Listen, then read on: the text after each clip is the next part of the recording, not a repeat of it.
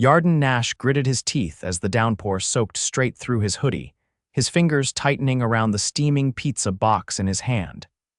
It was his third delivery of the night, and his 6-year-old daughter, Gia, was waiting back at the tiny apartment with their neighbor, Mrs.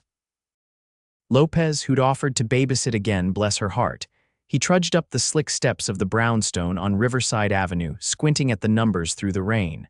Apartment 4C, he knocked. The door opened a crack and a soft female voice came through. "Hi, Is that the pepperoni with extra basil?" He nodded, hair dripping. "Yeah, sorry I'm a little late. The storm's crazy out there."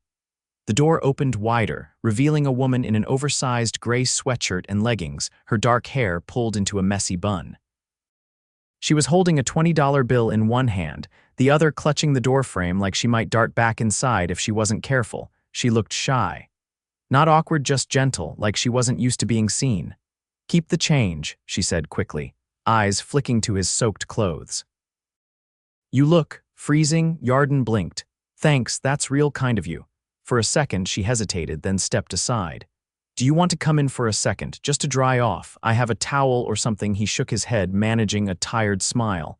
"I appreciate it, but I gotta get back." "My kid's waiting." Her eyes softened. "Oh, you're a dad." "Yeah, Gia, she's 6, probably making a mess of the couch cushions right now." The woman smiled, a little brighter this time, like something in her chest warmed. "Well, tell her I said hi," he chuckled. "I will. Have a good night." As he turned to leave, she called out, "Wait, what's your name?" He looked over his shoulder. "Yarden." "I'm Romy," she said, almost too softly to hear. He nodded once. "Nice to meet you, Romy," and with that, he disappeared back into the rain. Romy Rayner didn't usually open the door herself. Most days, she had a doorman, a security system, and an assistant who managed every detail of her life.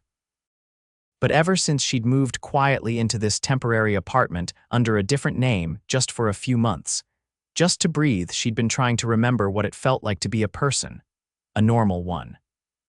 She hadn't expected her first conversation in weeks to be with a man so soaked to the bone he looked like he'd crawled out of a shipwreck, but his eyes had been kind.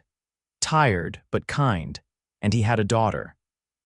That night, she sat on her couch with her untouched pizza, wondering what it would be like to matter to someone the way that little girl mattered to him. Yarden didn't expect to see her again. But 3 nights later, he got another delivery order to the same address, same name on the receipt, R. Rayner. When she opened the door this time, she was wearing a black tank top and joggers, a soft smile on her face. "You again," she said. He blinked. "You again." Still raining, he looked down at his drenched sneakers. "Story of my life." She hesitated, then gestured behind her. "Seriously. Just come in and dry off. I have tea if you like that kind of thing." He paused. He was bone tired. Gia was with his sister tonight, thank God, and this woman didn't seem like she was going to murder him. "All right," he said, stepping inside. Her apartment was small but warm, scented faintly of vanilla and fresh laundry. She tossed him a towel and disappeared into the kitchen. He dried off, his eyes scanning the space. No pictures, no clutter, just clean lines and a few books stacked on the windowsill. "Mint or chamomile?" she called. "Dealer's choice." She brought out 2 mugs and set them on the coffee table. "So, you're really a pizza guy?" He gave a short laugh. "Right now, yeah. Used to work construction before the company folded. Been picking up shifts wherever I can. Deliveries help keep the lights on. For you and Gia." "Yeah." His voice softened automatically at her name. "She's my whole world." Romy's eyes lingered on him like she wasn't used to men talking about love like that openly, without shame. "You've got good eyes," she said quietly. He blinked. "What eyes? Honest, I don't see that much." He looked down, flustered. "Thanks, I guess." There was something about her. She was quiet, sure, but not cold, just cautious. Like she'd been around the wrong people for too long and was still learning how to relax. They talked for over an hour. About Gia's obsession with dinosaurs, about Romy's love for old movies, about nothing and everything. When he finally stood to leave, she walked him to the door. "Same time next week?" she asked, trying to sound casual. Yarden grinned. "You ordering pizza again? Maybe. Then I'll be here." Over the next month, it became a strange kind of routine. She ordered pizza. He delivered it. Sometimes he'd stay for tea. Sometimes an hour would pass before either of them noticed. She never pushed. And he never asked why someone like her who clearly had class and polish lived alone in a modest apartment, ordering pizza like clockwork. Until one night he caught sight of her laptop screen before she could close it, a financial report, with her name in the header. Wait. Romy Rayner, as in Rayner Holdings, she froze. He stared. You're the CEO of that investment group, the one that owns like half the city, she swallowed. Yeah. What the hell are you doing here, living like this? Her voice was quiet. Trying to remember who I am. Without all of it, he stepped back, blinking. So this was, what, a game? No, she said quickly. Never, I like talking to you before you knew, before you looked at me like you're untouchable, he said, frustrated. She stared at him. Yeah, he ran a hand through his hair. Well, I don't know what to say right now, she looked down. You don't have to say anything, I didn't want to lie, but I didn't know how to tell you without ruining it. He turned, hand on the door. Romy, I'm a single dad delivering pizzas. You're a billionaire in a sweatshirt. I don't even know what this is, her voice cracked. It's real. It's the first real thing I've felt in a long time. He looked back at her. Her eyes were glassy, scared, and somehow he believed her, but he still left, because he didn't know what scared him more, the lie. Or how much he already felt for her. Yarden didn't sleep that night. He lay on the old pull-out couch in the living room, one arm draped over his forehead, listening to Gia's soft breathing in the bedroom they shared. The glow in the dark, stars on the ceiling flickered faintly through the cracked door. He'd put them up last year with double-sided tape because she was afraid of the dark. Now they felt like the only steady thing in his entire world. He kept seeing Romy's face, her expression, right before he left. Not angry, not defensive, just raw, and it twisted something in him he didn't want to name. He didn't deliver to her building the rest of the week. Not because he was avoiding it, at least, that's what he told himself, but because the route manager kept assigning him other areas. He didn't ask to change it. He also didn't ask why he checked the digital orders every night for her name. And when Saturday came around, and he still hadn't heard from her, he told Gia they were going out for pancakes. They went to a small place on West 92nd with sticky menus and chipped mugs, and Gia immediately started coloring on the back of the paper placemat. Daddy, what's a CEO? Yarden blinked hard and looked down at his daughter. Where'd you hear that? Auntie Cara said you met one. She said that's a big boss who wears shiny shoes. He exhaled through his nose. They don't always wear shiny shoes. Do they have a dog? Why would they have a dog? Because if they're a boss, they're probably lonely. He stared at her. That's not how it works. Gia shrugged and reached for her orange juice with both hands. If I was a boss, I'd have a golden retriever and name it Muffin. He didn't say anything after that, just watched the syrup swirl on his plate and wondered if Romy had ever been that small. If anyone had ever given her jelly packets and told her she was safe. When he walked back into the apartment that afternoon, there was something wedged under the door, a white envelope. He bent down, opened it, and pulled out a single folded note. No signature, just a neat line of handwriting. If you change your mind, I'm still at 4C. No pizza required. He stared at it for a long time. Then he tucked it into the drawer beside the couch and didn't touch it for 3 days. On the 4th day, Gia fell asleep early. It was barely past 8, and she was curled into a tight ball with her dinosaur plush under one arm and her mouth opened slightly, breathing softly. He stood in the doorway for a long time. Then he walked out, grabbed his jacket, and took the train. The building looked exactly the same, dimly lit, quiet, the smell of rain in the air even though the sky was clear. He climbed the stairs slowly, unsure what he'd say, unsure what she'd say. When he knocked, the door opened halfway. Romy was barefoot, wearing a long cardigan over a fitted top. Her hair was down for the first time he'd seen it, falling past her shoulders. She didn't say anything at first, just stepped back and let him in. He walked past the threshold and stood in the middle of the living room, hands in his pockets. I didn't come for tea, he said. I didn't make any, she replied. He turned to face her. You left a note. I didn't know how else to reach you. You could have called. I didn't have your number. You could have asked. I didn't think you'd give it to me. He looked at her, jaw tight. Why'd you really invite me in the first time? She met his gaze. Because you looked like you needed someone to care. The air between them stretched thin. He stepped closer. You lied about who you were. I didn't lie, she said quietly. I just didn't say everything. Same thing. No, she said, voice firmer now. Not when you've spent your whole life being treated like a product, like access to you is an asset. You learn to keep things close. He watched her face shift, her jaw setting, her eyes burning now with something fierce. Do you know what it's like, she said, to have people smile at you because they want something, not because they see you or care who you are.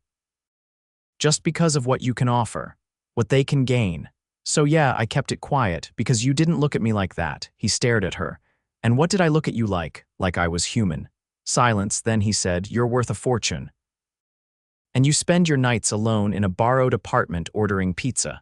Why? She crossed her arms. Because I needed a break from boardrooms, from headlines, from people who call me ma'am and act like I don't bleed. You picked a strange way to disappear. She looked down then. I picked the only way I could. No one expects someone like me to live here, and no one notices when I do. He nodded slowly. You know this can't stay simple. I know, she said. You know I've got a daughter. I remember. You know I'm not a project. I never thought you were. He stepped even closer. Then what am I, Romy? She looked up at him. You're the first man who didn't ask me for anything. He didn't touch her, not yet. But he was close enough to feel her breath. And you, he said, voice low, are the first woman who didn't make me feel like I had to be more than I am. Her eyes flicked to his mouth, then back to his. He didn't kiss her, but he didn't leave either. She walked to the couch and sat, legs tucked under her. He followed and sat across from her, elbows on his knees. Tell me something real, she said. He looked at her. I'm scared all the time. She blinked. Scared I won't earn enough. Scared I'll slip up and G'll pay for it. Scared I'll let her down. Every second of the day. Romy's voice was soft. You haven't. You don't know that. I know what it looks like when someone loves their child more than anything. I can see it in your face when you talk about her. He swallowed hard.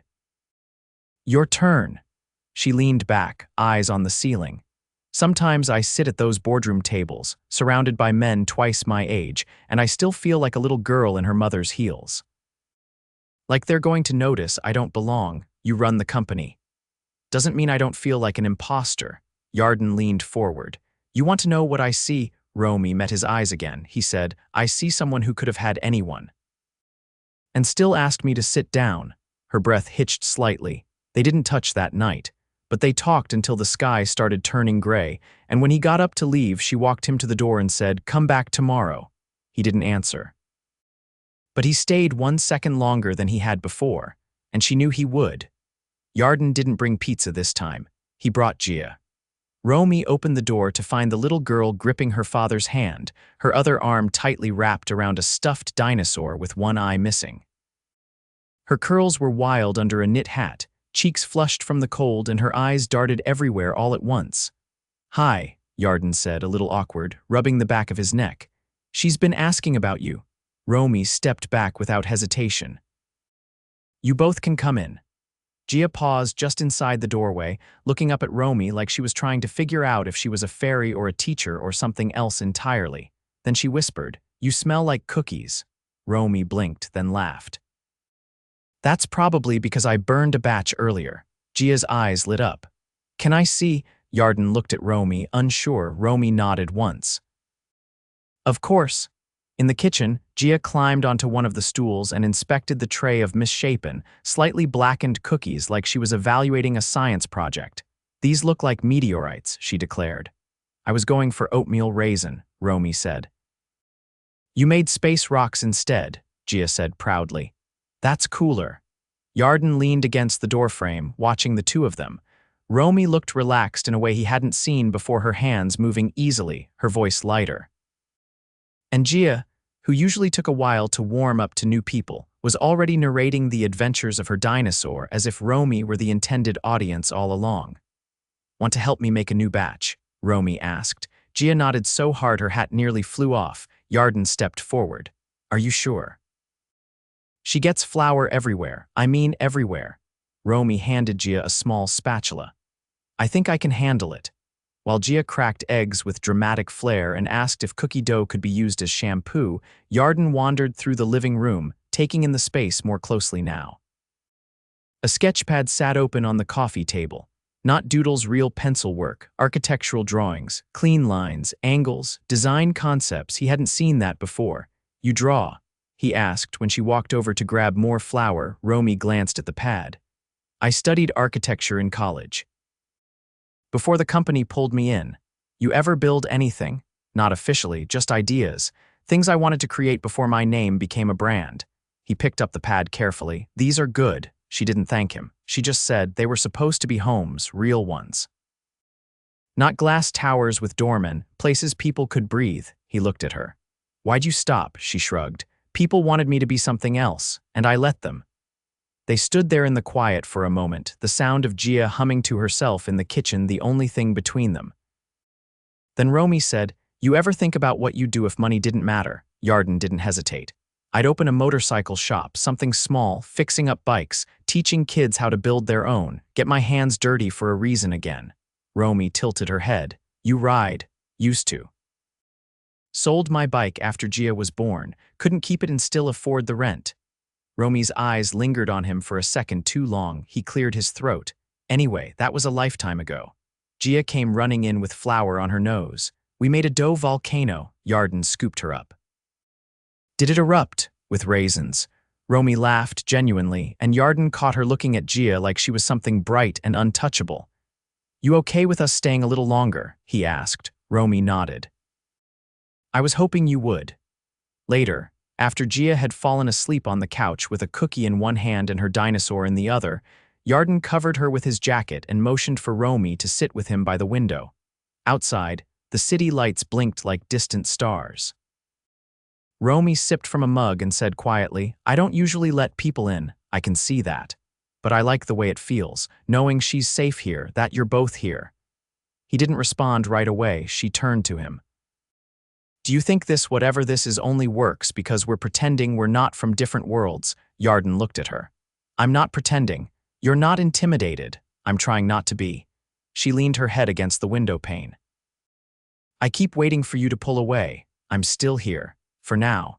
He took the mug from her hand and set it down. "Look, I don't know what this is yet, but I know it's real. I know Gia doesn't warm up to people unless they give her a reason. And I know I haven't felt this grounded in a long time." Romy's voice dropped. "What if I mess it up? Then we figure it out." Her eyes filled but didn't spill over. "I don't want to be someone you regret knowing," she whispered. "You won't be," he said without hesitation. She reached out, fingers brushing his. This time he didn't pull away. He let her hand settle in his, warm and uncertain, and when she finally leaned in, resting her head on his shoulder, he let it happen. Not because it was easy, but because it felt like the first thing in years that didn't need to be earned, just held. The first thing Yarden noticed was the silence.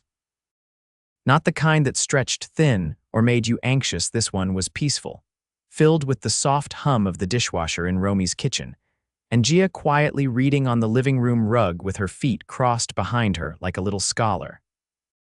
Yarden sat on the edge of the couch, glancing around the apartment that had somehow become familiar without him realizing it. Romy emerged from her bedroom, barefoot, tying her watch around her wrist as she walked. "I've got a board meeting in an hour. I'll be back around 4, she said, looking between him and Gia. "You okay staying here for a bit?" Gia looked up. "Can we make more volcano cookies?" Yarden raised a brow. "Only if we promise not to flood the sink this time." Romy smiled faintly, then leaned down to whisper something in Gia's ear. The girl giggled and nodded, then turned back to her book. When Romy straightened, Yarden stood. "Everything good?" he asked, searching her expression. "I'm presenting a new initiative today," she said, adjusting her collar. "Affordable housing units, small-scale, community-based. I pushed for it last quarter and finally got approval to pilot the first site." "You're building homes," she nodded. "It's not what the board wanted, but it's what I wanted before all this." He stepped closer. "You're making space for people like me." She tilted her head. "You think I'm doing this for you?" He didn't look away. "I think you're doing it because you remember what it's like to want something real." Romy's eyes softened, but she didn't say anything. Instead, she reached for his hand, squeezed it once, then let go. "I'll be back before dinner." After she left, Gia asked for help cutting star shapes out of a sheet of cookie dough, and Yarden let her use the last of the cinnamon even though he wasn't sure it belonged in sugar cookies. They danced to an old jazz record Romy had playing by accident last week and hadn't turned off since. By the time the sun started dipping, the apartment smelled like warm butter and spice. At precisely 4:30, Romy returned. She didn't say anything at first. Just walked in, dropped her keys, and looked at the two of them. Yarden stood. "How'd it go?" "They approved the first sight," she said, her voice tight. "And then one of the board members insinuated I was pushing this for sentimental reasons. That it would be a charity vanity project unless I could secure a partner with real community ties." Yarden raised a brow. "What does that mean?" "It means," she said, pulling a folder from her bag and placing it on the table, "they want a co-sponsor, someone who understands the neighborhoods.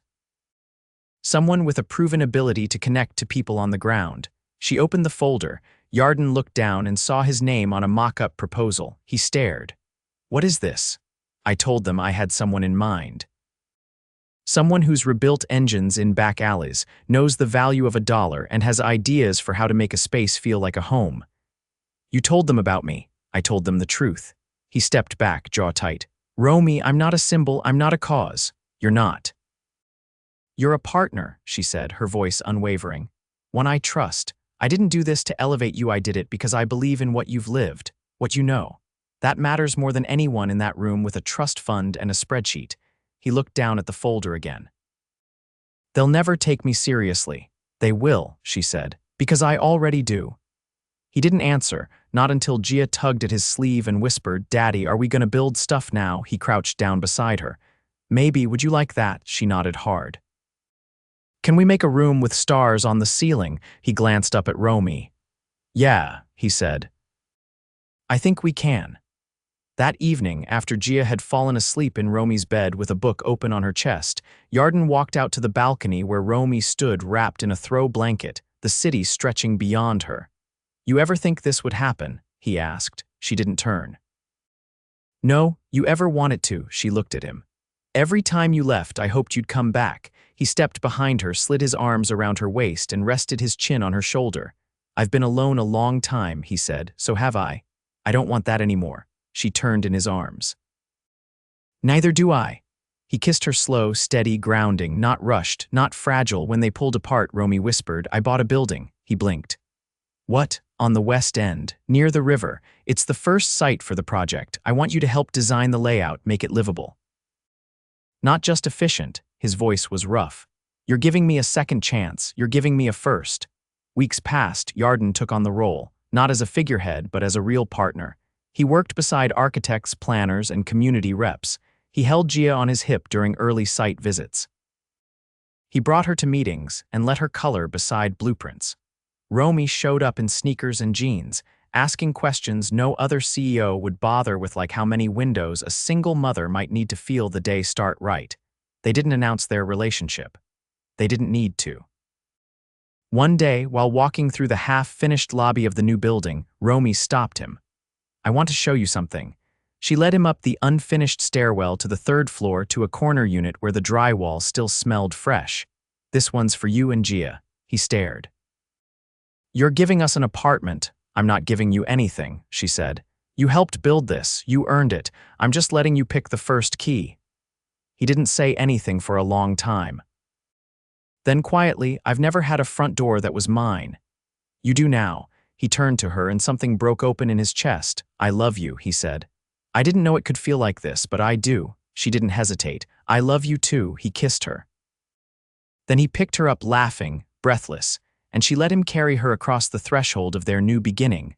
Later that year, they held a small ceremony on the rooftop of the building they'd brought to life together. Gia was the flower girl. Romy wore a dress she'd chosen the night before. Yarden wore a jacket that still smelled faintly of sawdust and fresh paint. They didn't exchange vows with grand speeches.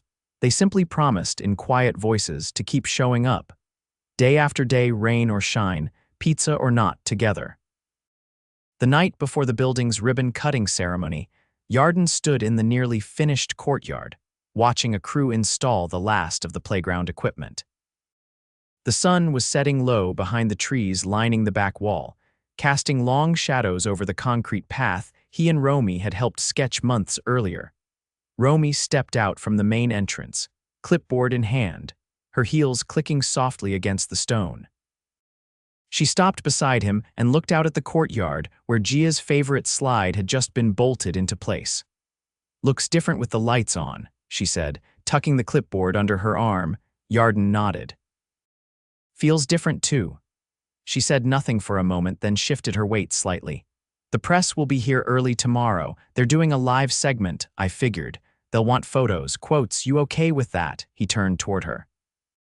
"I didn't start this to get my face on a brochure. I know, but they'll want the story. The single dad turned design lead, the reclusive CEO turned community builder." "I didn't know we were a fairy tale." Romy's lips curved faintly. "You think this is how fairy tales go?" He looked at her, and his voice softened. "I think this is better." She let out a quiet breath, then reached into the folder she carried and pulled out a small silver key on a navy blue ribbon.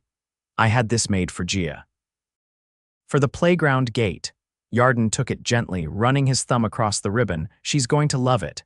She should feel like she helped build this too." She did. "She's been the heart of the whole thing." Romy's eyes met his. "So have you." They walked back upstairs together to their unit, still half-furnished, still smelling faintly of sawdust and fresh paint. Gia was in her pajamas on the floor, carefully lining up her dinosaur figurines in rows. She looked up when they entered. "Did they finish the slide?" Yarden crouched beside her. "They did, and guess what?" "What?" He held out the silver key. "This opens the gate to your playground." Gia stared at it for a second, then reached out slowly and took it like it was a crown. "I'm the boss of the slide now, the queen," Romy added. Gia grinned and ran off to place the key in her special box under the bed. Romy leaned against the wall. "She's going to remember this her whole life." Yarden crossed to her. "So will I." That night, they laid in bed with the window cracked open, the sound of distant traffic drifting in. Romy rested her hand on his chest, tracing slow circles there. "Do you still wonder if this is real?" she asked quietly. "I don't wonder," he murmured. "Not anymore." She shifted to look at him fully. "When I bought this building, I was trying to fix something in myself. I didn't expect you, or her." He ran his fingers through her hair. "You didn't have to fix anything. You just had to come home." She smiled at that, a rare one that reached all the way to her eyes. The morning of the opening, Gia wore a cotton dress with tiny stars on it and insisted on holding Romy's hand through the entire speech. Cameras flashed, microphones hovered, but Romy's voice never wavered. "We built this with more than bricks," she said to the crowd. "We built it with stories one's worth hearing and one's still being written." Yarden stood beside her, not in a suit but in clean jeans and a button-down shirt Gia had picked for him. His hands were calloused from the work he'd done, his stance proud but grounded. After the ribbon was cut and the crowd began to scatter, a woman in a sharp navy blazer approached Romy with a card. "Miss Rayner, I represent a foundation looking to fund urban renewal projects like this one. We'd love to discuss partnering." Romy took the card politely, then nodded toward Yarden. "You'll want to speak with my co-director. He's the one with the vision." The woman turned to Yarden with a surprised smile. "Of course, Mr. Nash, I'd be happy to set up a meeting, only if it includes a playground," he said dryly. "And a swing set with extra back support." Romy laughed, full and rich, the kind of laugh that no longer sounded rare. That night, after the crowd had gone and the sun dipped behind the skyline, they gathered on the rooftop with a few close friends from the project. String lights crisscrossed above them, and Gia danced barefoot on the warm concrete, her dinosaur plush tucked under one arm. Yarden wrapped an arm around Romy's waist while they watched her. "You still think we're from different worlds?" she asked. "I still think we are," he replied. "But I also think we built one of our own." After the others left and Gia fell asleep curled between them, Romy turned to him in the quiet. "I've been thinking about something." Yarden raised a brow. "That always means trouble." "I want to start a scholarship," she said, "for working parents. For people rebuilding their lives. In your name." He blinked. "Mine? You changed mine," she said simply. "It's only fair." He kissed her then, slowly and without hesitation, the kind of kiss that said nothing needed to be earned anymore. Later, he pulled something from the drawer beside the bed and held it out. It was a ring, simple, No stone, just brushed metal with a single line etched across the top. Romy stared at it. "You're proposing with a design sketch. I'm proposing with the foundation," he said. "We'll build the rest together." She didn't cry. She didn't blink. She just said, yes. 3 months later, they married in the courtyard they'd designed, surrounded by the families who now lived in the building they'd brought to life. Gia held both their hands during the vows, and when the officiant pronounced them husband and wife, she shouted, "Finally!" They laughed. The whole crowd did. And when Yarden kissed Romy, it wasn't under a spotlight or a camera flash. It was under string lights in the place they'd built with their own hands, where love wasn't about class or wealth or fairy tales, but about showing up, every day for each other, always.